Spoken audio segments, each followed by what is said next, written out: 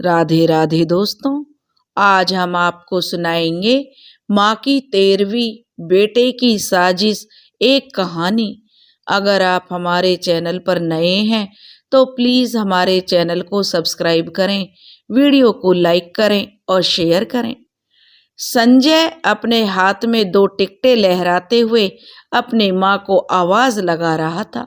माँ, ओ माँ, कहाँ हो तुम? देखो मैं तुम्हारे लिए क्या लाया हूँ। अपनी माँ के कमरे के अंदर आकर संजय बोला, देखो माँ, मैं तुम्हारे लिए आज क्या लाया हूँ। बेटे की आवाज़ सुनकर माला फेरती हुई उसकी माँ शकुंतला ने नज़र उठाकर देखा तो बोली, यह क्या है बेटा? तो संजय बोला, माँ, तुम बहुत दिनों से कह रही थी ना कि मैं तुम्हें गंगा स्नान करने ले चलूं। तो इस बार कुंभ का मेला लगा हरिद्वार में, तो मैंने सोचा कि आपको मैं कुंभ ले चलता हूँ और गंगा स्नान करवा लाता हूँ। ट्रेन की टिकटें भी बनवा ली हैं माँ मैंने। बेटे की बात सुनकर शकुंतला जी चहक उठी। उनकी आंखों में खुशी भरी चमक आ गई। कुंभ का मेला? जो शकुंतला जी बोली, अरे तू सच में मुझे कुंभ के दर्शन कराएगा संजय? तू सच कह रहा है ना बेटा? मुझे तो यकीन नहीं हो रहा। संजय बोला, अरे माँ, मैं झूठ थोड़े ही बोल रहा हूँ। यह देखो टिकट तुम्हारे सामने है। अब जाने की तैयारी कर लो। जितना भी सामान चाहिए मुझे पहले बता देना। पूरे 5 दिन बाद चलेंगे। शकुंतला जी बोली, वाह बेटा वाह, जुग जुग जियो मेरे लाल। और गंगा जी में मैं स्नान करूंगी तो मुझे मोक्ष मिलेगा। और मुझे भला अच्छा कौन कौन चलेगा बेटा, बता जरा। साथ में सभी चल रहे हैं ना? शकुंतला जी मुस्कुराते हुए संजय से पूछ रही थी। तो संजय बोला, अरे नहीं माँ, सबने जाकर क्या करना है? मालूम है तो है कुंभ पर कितनी भीड़ रहती है। सब लोगों को संभालना तो बहुत मुश्किल हो जाएगा। इसलिए माँ, मैं केवल 2 ही टिकट लेकर आया हूँ, एक मेरी और एक तुम्हारे लिए। बेटे की बात को सुनते ही शकुंतला जी की नजरें अपनी बहू रीता की ओर गईं और वो सोचने लगीं, बेटे के साथ मैं अकेले जाऊंगी तो कहीं बहू नाराज तो नहीं हो जाएगी। शकुंतला जी बोली, अरे संजय बेटा, लेकिन इतनी उम्र में तू अकेला मुझे कैसे संभालेगा? घर में तो मैं जैसे तैसे अपना काम कर लेती हूँ, लेकिन बाहर तो मेरा उठना बैठना भी बहुत मुश्किल हो जाएगा। घड़ी घड़ी मुझे सहारे की जरूरत पड़ेगी। तभी शकुंतला जी की बहू रीता बोली, अरे माँ जी, अब यह आपको ले जा रहे हैं तो संभाल भी लेंगे, और फिर हम तो कहीं ना कहीं जाते ही रहते हैं, फिर कभी चले जाएंगे। और यह भी तो सोचिए कि कुंभ का मेला हर साल थोड़े ही ना आता है। फिर शकुंतला जी बोली, लेकिन बहू, संजय को मुझे संभालने में परेशानी होगी। तो शकुंतला जी की बहू उनकी बात सुनकर हंस पड़ी और उनका बेटा भी हंस पड़ा और कहने लगा, अरे माँ, अब तुम्हें अपने बेटे पर भी विश्वास नहीं है? अरे जैसा आप मेरा बचपन में ध्यान रखती थी वैसे ही मैं आपका ध्यान रखूंगा।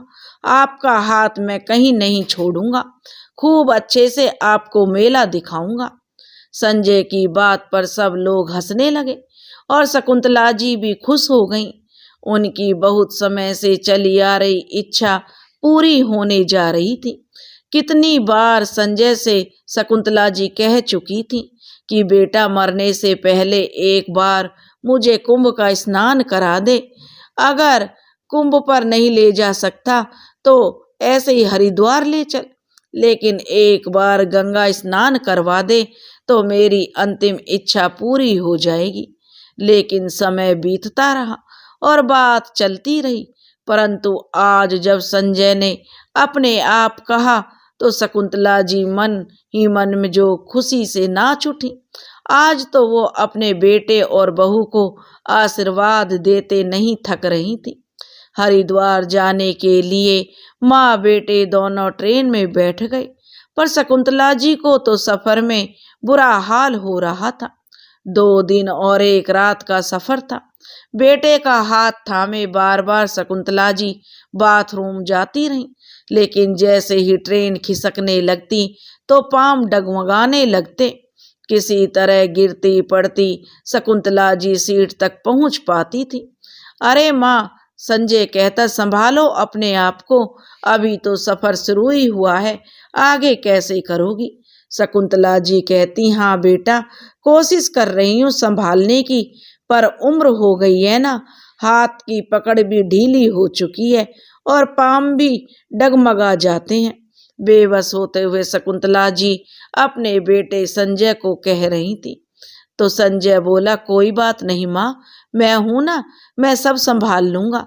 यह सुनकर शकुंतला जी की आंखें ममता की आंसुओं से भर आईं। रात के समय ट्रेन की छुक छुक और सीटी की आवाज ने शकुंतला जी को सोने नहीं दिया।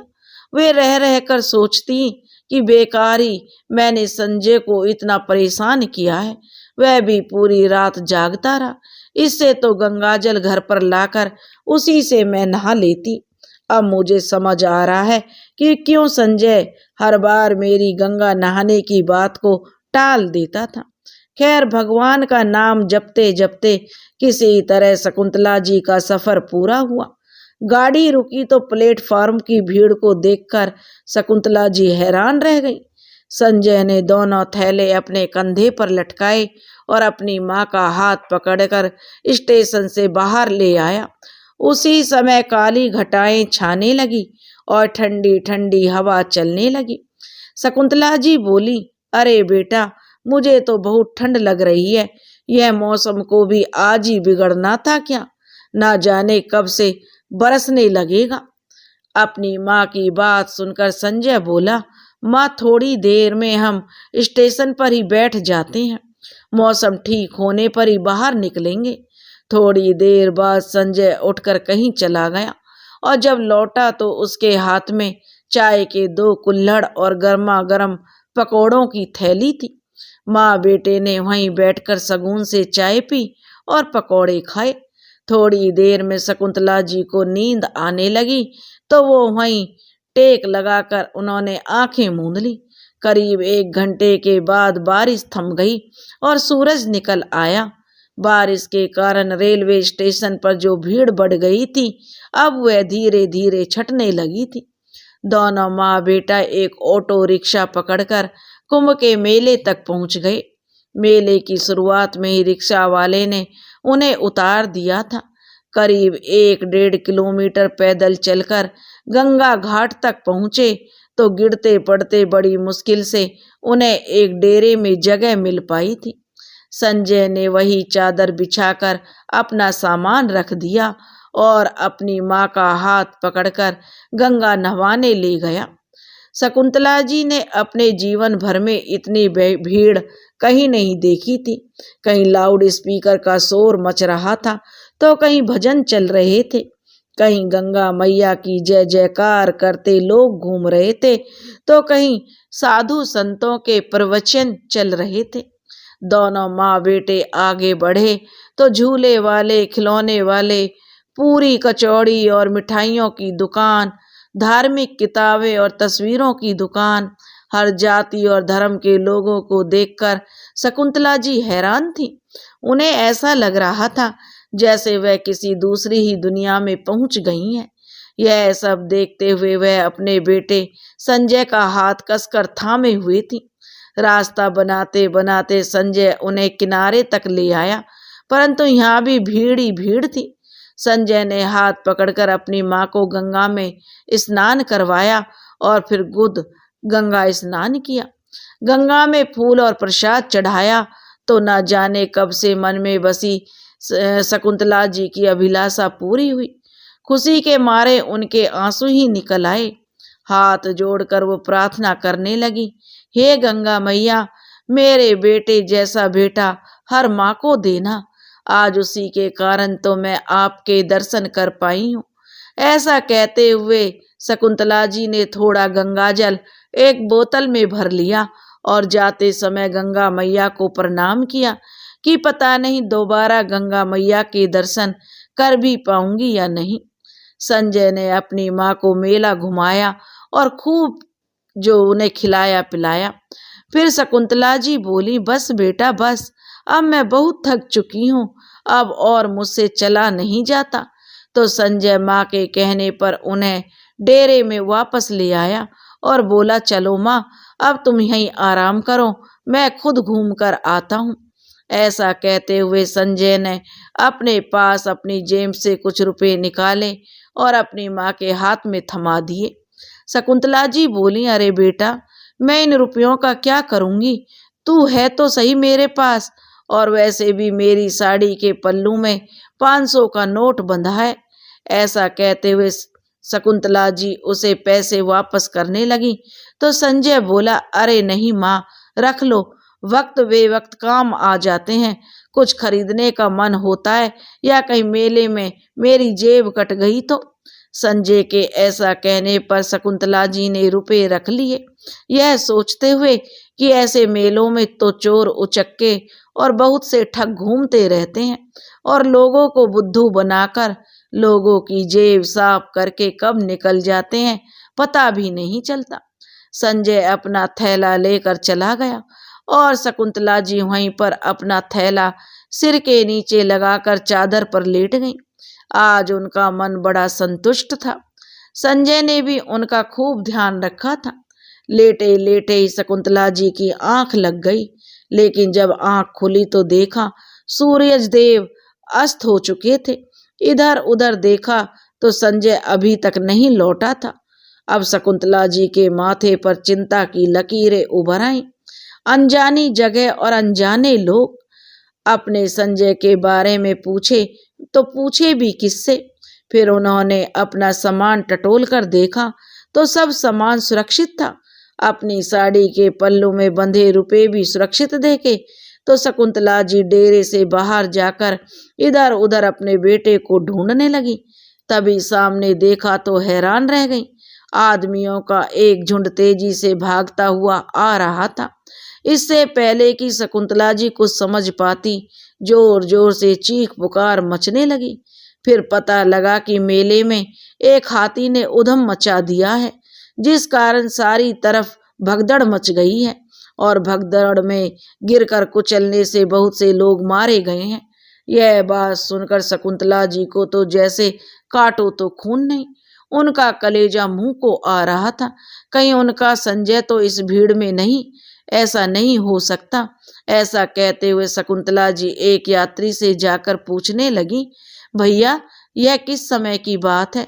फिर उस व्यक्ति ने बताया, माँ जी करीब 4 बजे की बात है, जब साधु हाथियों पर बैठकर स्नान करने जा रहे थे तो उनमें से एक हाथी बिगड़ गया, जिस कारण यह कांड हो गया।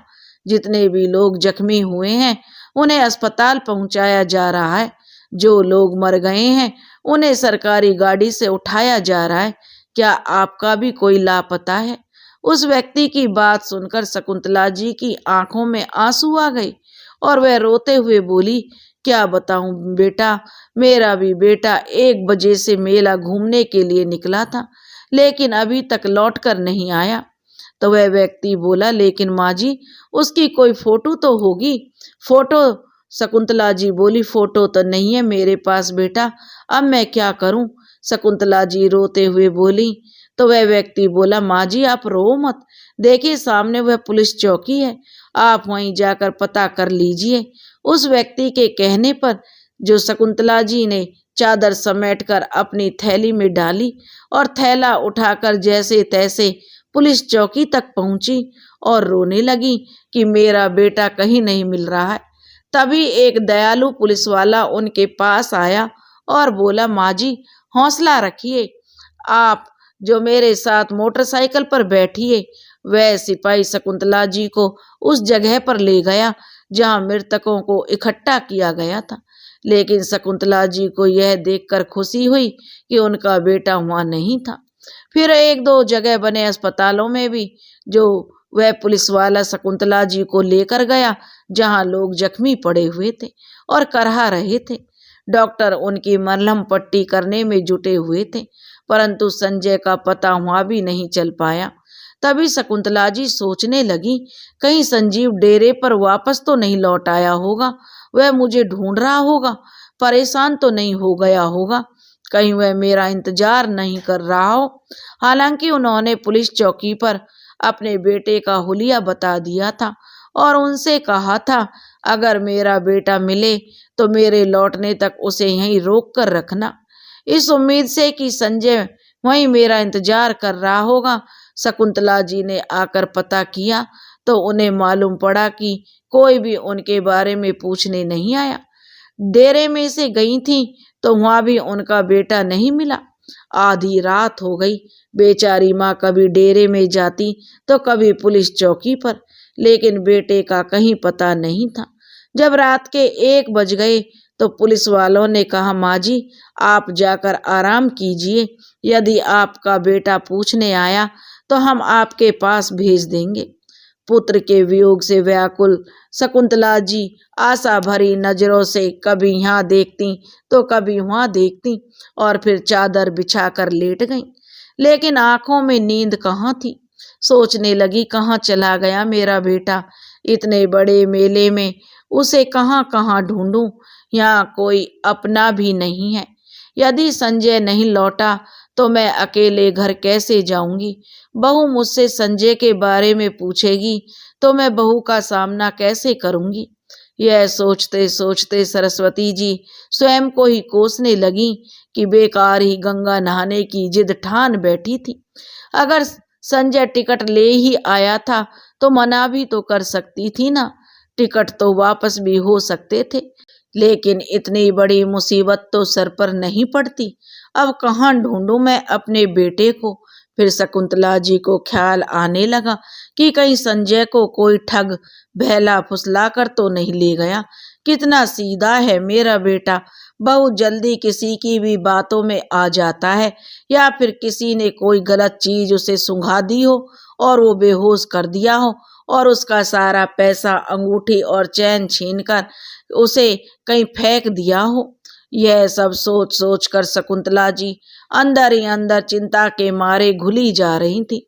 मन में उठने वाली शंकाओं का अंत नहीं था।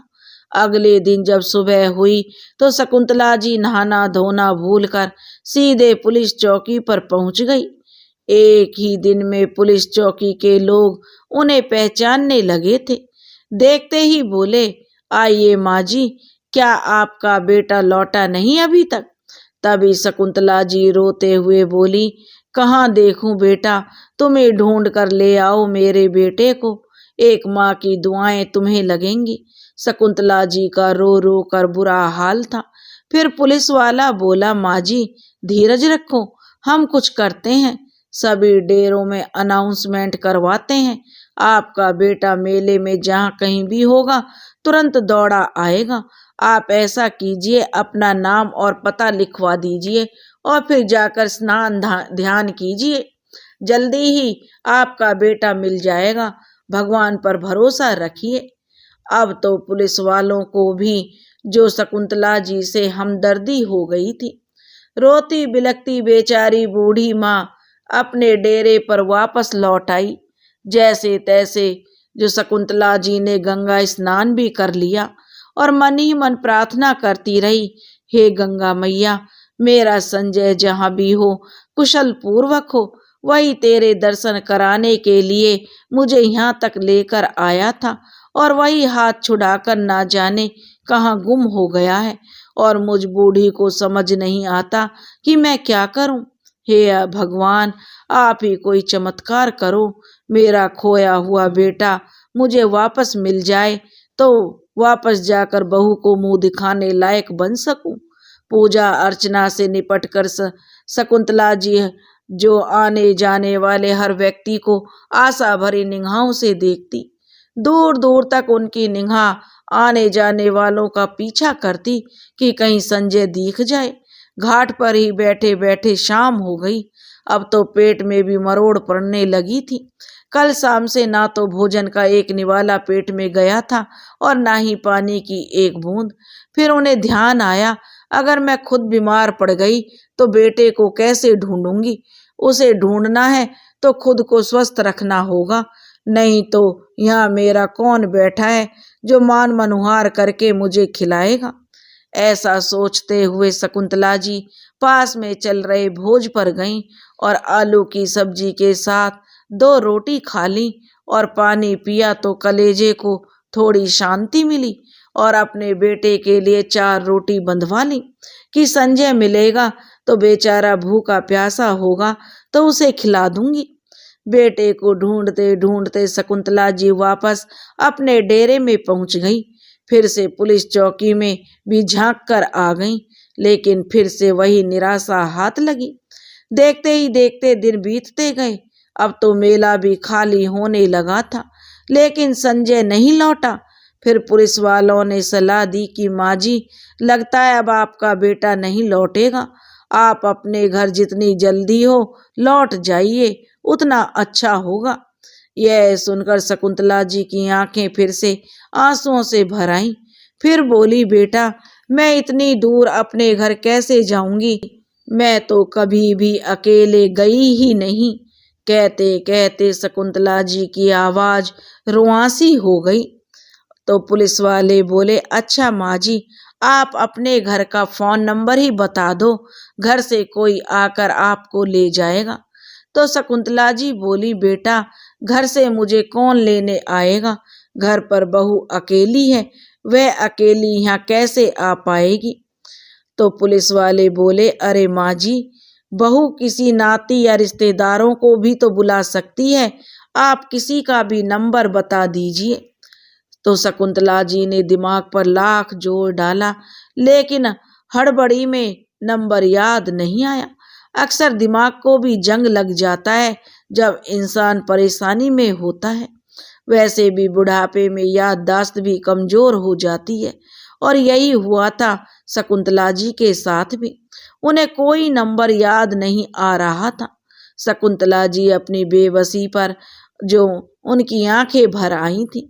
उसी समय एक यात्री पुलिस चौकी के बाहर से गुजर रहा था, तो उसका ध्यान वहां बैठी शकुंतला जी की ओर गया, जो फूट फूट कर रो रही थी।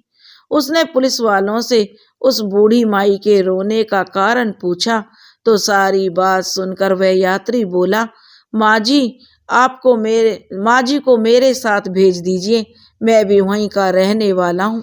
मैं शाम 6 बजे की ट्रेन से अपने घर जा रहा हूँ। आप कहें तो मैं माँ जी को साथ लेता जाऊंगा और उसके बाद उनके गांव जाने वाली बस में बैठा दूंगा। वह आराम से अपने गांव पहुंच जाएंगी। पुलिस वालों ने शकुंतला जी को उस अनजान व्यक्ति के साथ रवाना कर दिया और उसका पता और फोन नंबर अपने पास लिख कर रख लिया। शकुंतला जी ने उनके साथ जा तो रही थी, पर मन में किसी कोने में एक डर भी था कि कहीं यह व्यक्ति कोई ठग ना हो, परंतु और कोई चारा भी नहीं था उस पर विश्वास करने के अलावा, वरना इस अनजान जगह पर कब तक रहती। लेकिन उस व्यक्ति ने जैसे शकुंतला जी के मन की बात पढ़ ली हो। वह बोला, माँ जी, आप चिंता मत कीजिए, मैं आपके गांव के पास के गांव में ही रहता हूँ। भरोसा रखिए मुझ पर। यदि आप कहेंगी तो मैं आपको आपके घर भी छोड़ दूंगा।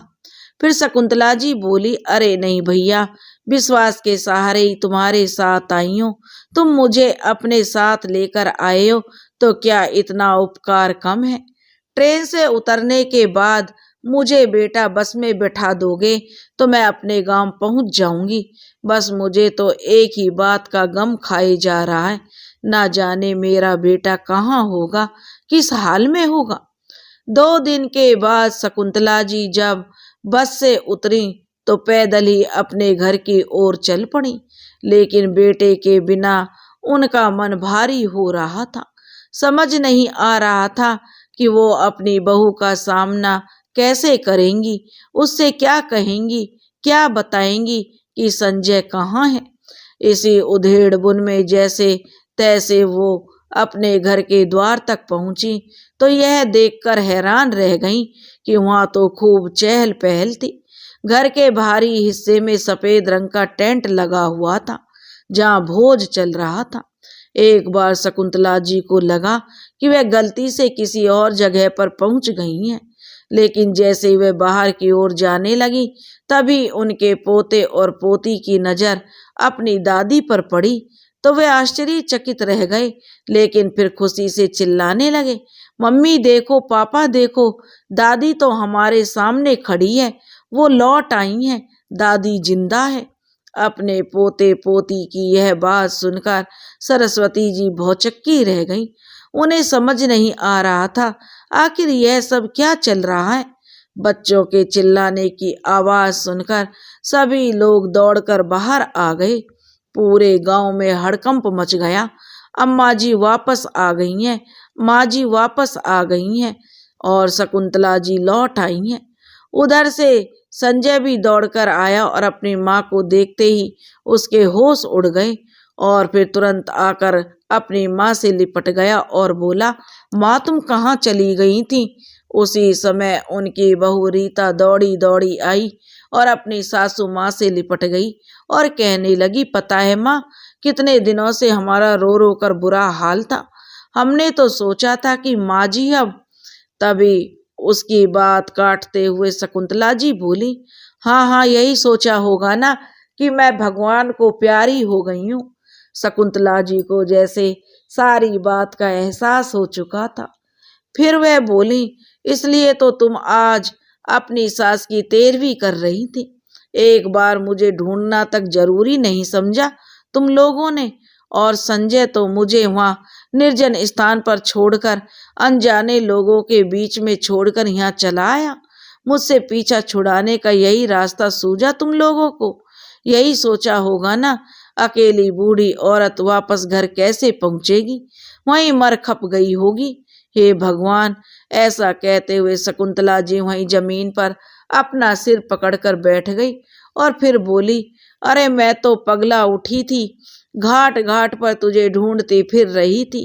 फिर संजय बोला, ऐसा नहीं है माँ, मैंने तुम्हें कहाँ कहाँ नहीं ढूंढा, ना जाने कहाँ कहाँ मैंने आपके नाम की घोषणा करवाई, पर आप कहीं नहीं मिली। तभी शकुंतला जी ने कहा, भगवान का इतना शुक्र है कि तू ठीक ठाक है बेटा, तुझे देखकर मेरी जान वापस लौट आई है। उसी समय बेटा बहू दोनों एक दूसरे की आंखों में देखते हुए बोले, अब यह दावत माँ के लौट आने की खुशी में है, सब खुशी से खाना खाओ, हमारी माँ वापस आ गई है। ऐसा कहते हुए संजय खुशी से नाचने लगा और दूसरी ओर गांव की औरतों में भी कानाफूसी होने लगी।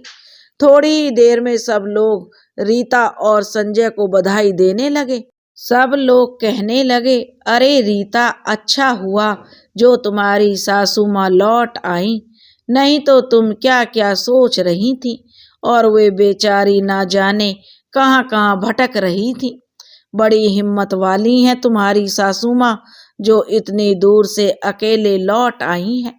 फिर दूसरी औरत बोली, जाको राखे साइया, मार सके ना कोई। खैर जितने मुंह उतनी बातें, लेकिन सब बातों का एक ही जवाब था कि शकुंतला जी सकुशल अपने घर लौट आई थी। वे सभी रिश्तेदार जो शकुंतला जी के दुख में शामिल होने आए थे उनके पांव छूने लगे और तभी किसी ने ढोल वालों को बुला लिया। ढोल बजने लगे और सब लोग नाचने कूदने लगे। माहौल एकदम से बदल गया। उधर अपने बेटे संजय को अपने सामने सुरक्षित देखकर शकुंतला जी भी सब कुछ भूल गई। भगवान ने उनकी मनौती मान ली थी। अब भगवान पर शकुंतला जी का विश्वास और बढ़ गया था। सभी रिश्तेदार और पड़ोसी खा पीकर अपने अपने घर चले गए थे। शकुंतला जी और उनके बेटा बहू भी अपने अपने कमरों में जाकर सो गए। कितने दिनों के बाद शकुंतला जी निश्चिंत होकर शगुन से सोई थी, लेकिन अचानक ही उनकी रात में नींद खुली। उनका गला सूख रहा था। पानी पीने के लिए वो उठी तो देखा संजय के कमरे की बत्ती जल रही थी। धीरे धीरे कुछ बोलने की आवाज आ रही थी। आखिर ये लोग इस समय जाग क्यों रहे हैं? और शकुंतला जी के मन में यह प्रश्न आ गया और जैसे ही वह उनके कमरे की ओर बढ़ी तो उन्होंने जो कुछ भी सुना उन्हें अपने कानों पर यकीन नहीं हुआ। रीता संजय से कह रही थी, तुमने तो कहा था कि मैं माँ को ऐसी जगह ठिकाने लगाकर आऊंगा कि उसके बाद तुम्हें उनसे हमेशा के लिए छुटकारा मिल जाएगा। लेकिन देखो, तुम्हारी माँ तो कुछ दिनों में ही वापस आ गई। फिर संजय बोला, अरे माँ को कुंभ के मेले में रीता मैं छोड़ आया था, जहाँ इतनी भीड़ और भगदड़ रहती है। मैंने तो सोचा भी नहीं था कि ऐसी जगह से और इतनी दूर से भी माँ वापस लौटकर आ सकती है। लेकिन रीता, जो हुआ अच्छा ही हुआ, क्योंकि जब से मैं माँ को छोड़कर आया था, मेरी आत्मा मुझे धिक्कार रही थी कि मैंने अपनी माँ को त्यागने का या उन्हें मारने का बहुत बड़ा पाप किया है। मैं सारा दिन यही सोचता रहता था कि मेरी माँ भूखी प्यासी कहाँ कहाँ भटक रही होगी, जिंदा भी होगी या नहीं। मेरी माँ ने मुझ पर विश्वास किया था, लेकिन मैंने उनके साथ इतना बड़ा विश्वासघात कर दिया। माँ को इस प्रकार गंगा घाट पर छोड़कर आने का अपराध बोध मुझे अंदर ही अंदर खा रहा था। और रीता, तुम माँ के आने पर परेशान मत होना। जहाँ इतना समय माँ को झेला है, वहाँ कुछ समय और सही। अच्छा हुआ माँ लौट आई है। मैं माँ की मृत्यु का कारण बनते बनते रह गया। हे भगवान, तेरा लाख लाख शुक्र है। इतनी बात सुनते ही शकुंतला जी के पैर तले जमीन खिसकने लगी और कुंभ के मेले का सारा दृश्य शकुंतला जी की आंखों के सामने आने लगा, क्योंकि पिछले दिनों उन्होंने लगभग सारे कुंभ के मेले में घूम लिया था। अपने बेटे के नाम की जगह जगह घोषणा करवाई थी, पर अपने नाम की घोषणा तो उन्होंने कहीं नहीं सुनी थी। कितना बड़ा झूठ बोला संजय ने। मुझसे मुक्त होने के लिए ही वह मुझे हरिद्वार लेकर गया था। मैं इतना बड़ा बोझ बन चुकी हूँ अपने बेटे के ऊपर कि वह मुझे जीते जी मारना चाहता है। यह सब सोचते सोचते शकुंतला जी की आंखों के आगे अंधेरा छाने लगा। इससे पहले कि वह खुद को संभाल पाती, वह धड़ाम से नीचे गिरी। एक बूढ़ी माँ सब कुछ झेल गई थी, पर यह सदमा वह ना झेल सकी। आज सच में शकुंतला जी को अपनों से मोक्ष मिल गया था। उनके बेटे बहू को उनसे मुक्ति मिल गई थी। दोस्तों, अगर आपको हमारी कहानी पसंद आई हो तो प्लीज़ हमारे चैनल को सब्सक्राइब करें, वीडियो को लाइक करें और शेयर करें। राधे राधे।